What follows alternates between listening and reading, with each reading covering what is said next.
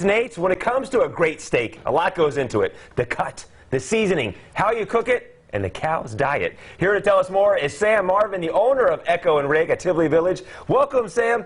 How is a cow's diet? How does that play a role into the perfect steak? It's unbelievable how much importance it takes onto it, right? The fuel, what it eats. What it eats is what you eat, right? So if it's eating grass, it's fresh, it's light, it's vibrant. If it's eating grain, it's luscious, it's fatty, it's filled with richness. Now you right? have a butcher shop at Echo. So how can I tell what the cow's diet is? So our butcher, we label everything, and you can ask any butcher. So wherever you go, there's a label that'll let you know if it's grass-fed, grain-fed, so on and so forth. But the butcher's the best guy to talk to. That is a trick, Yeah. and you brought some special meat for us today, and you're going to make steak tartare for us today. I am. It's a raw beef dish, right? Steak tartare. We're using a grass-fed steak. We're using the knuckle, which is underneath the kneecap. Very lean, very flavorful. If you can't find the knuckle from your butcher shop, ask them for filet or New York. Also works well. Now, where's this meat from? This is from Tasmania. This is a cattle from Tasmania. It's a grass-fed cattle that's just probably the best in the world. It looks good. Literally. So what we do is we take our beautiful lean. You see how there's no fat in it? Yeah, just slice it away. Yeah, we're just making little tiny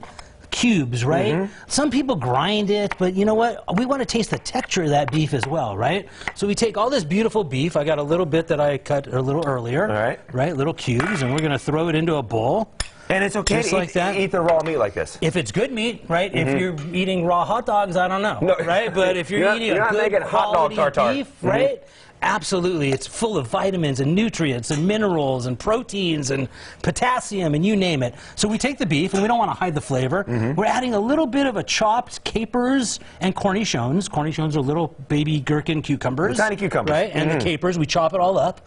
We're adding a little bit of jalapeno. Ooh, a little spice to right? this, To give it a little spice for sure.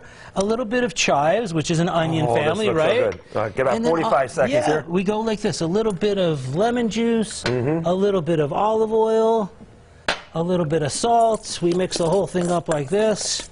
And do you sell all this seasoning at the butcher shop? We do, and we sell steak tartares in the restaurant. That sells off the charts, but people don't seem to want to do steak tartare at home, which I don't blame them, because they might not know where the cattle comes from, right? Well, it's kind of like maybe sushi at home, maybe a little hesitant, but you make it look so easy. Look at how easy it is. This is a caper berry for a little bit of a I got about 15 like seconds. that. I have to eat this. You made this fresh. So just dig right in here? Dig right in.